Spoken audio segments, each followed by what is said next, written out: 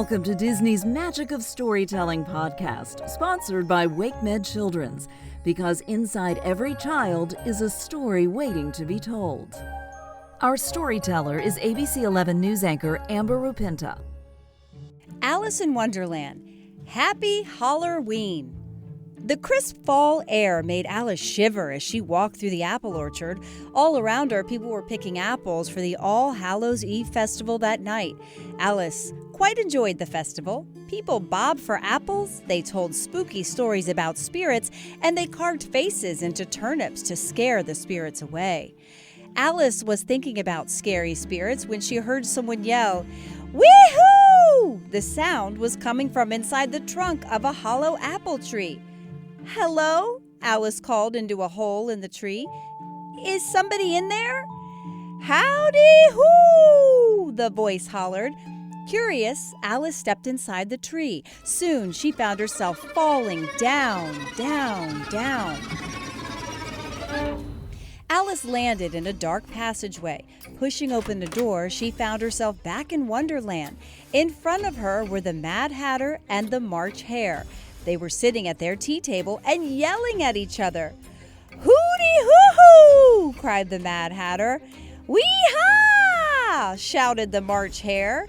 "My goodness, you're both yelling quite loudly," Alice exclaimed. "Whatever is the matter?" "Why, there's nothing the matter," answered the Mad Hatter. "In fact, everything is quite wonderful. It's Hollerween."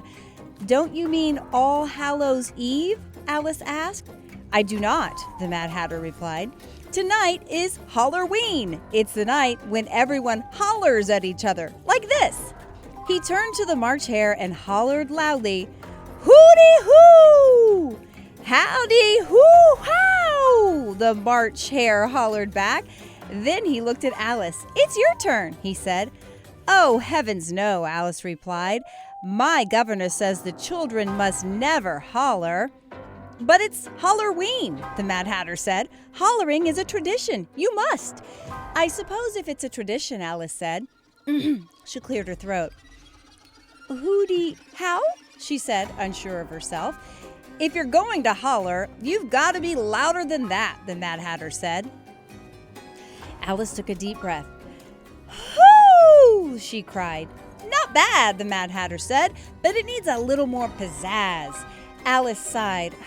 "I'm afraid I'm just not any good at hollering. Are there any other Hollerween traditions?" "Sure," the Mad Hatter replied. "We bob for ice cream." "Ice cream?" Alice asked. "But you're supposed to bob for apples." "Well, that's silly," the Mad Hatter said. "Who wants to catch an apple?" The March Hare nodded and scooped a ball of ice cream into a large bowl of water on the table. Then he stuck his face in it. When he came up for air, his whiskers were wet, and there was ice cream on the tip of his nose.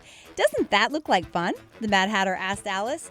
"It looks quite messy," she replied. "Are there any other traditions?" "Why, yes," the Mad Hatter answered. "We carve tea cakes." "Tea cakes?" Alice asked. "But you're supposed to carve turnips." The March Hare looked confused. No, I'm sure it's tea cakes," he said.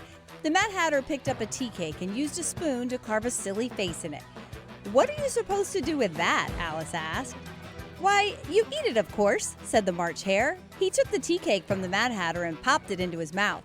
The Mad Hatter clapped his hands. "And now it's time to tell toast stories," he announced.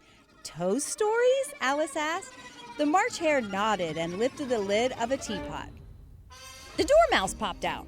In a small, squeaky voice, he began to recite, "Hey, Doodle Doodle, I like to eat noodles and porridge and pudding and ham. But if I have none, there's nothing as fun as a fine piece of toast with some jam." When the Dormouse finished, the Mad Hatter and the March Hare cheered.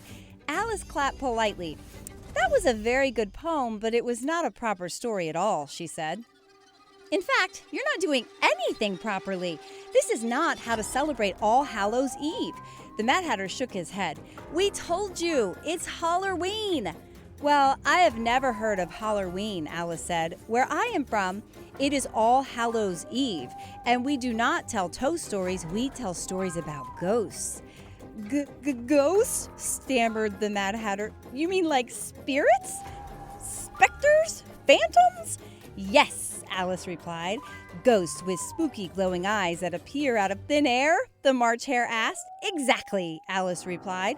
You mean like that ghost over there? The Mad Hatter asked, pointing.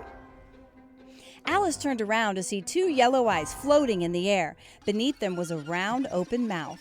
Boo! Good heavens, Alice cried. Frightened, she jumped backwards. The Dormouse jumped back into the teapot. The Mad Hatter and the March Hare ducked under the tea table. Alice's heart pounded quickly as the yellow eyes floated closer to her. Suddenly, she realized something.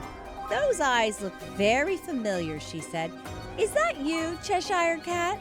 A purple striped body appeared around the eyes and mouth. Yes, it's me, he said, just having a bit of fun. Toodaloo! Happy All Hallows Eve! The Cheshire Cat disappeared and the Mad Hatter and the March Hare climbed out from under the table.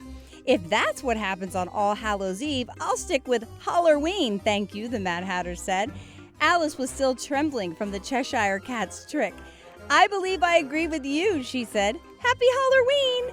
Hooty-hoo! Hollered the March Hare. The end.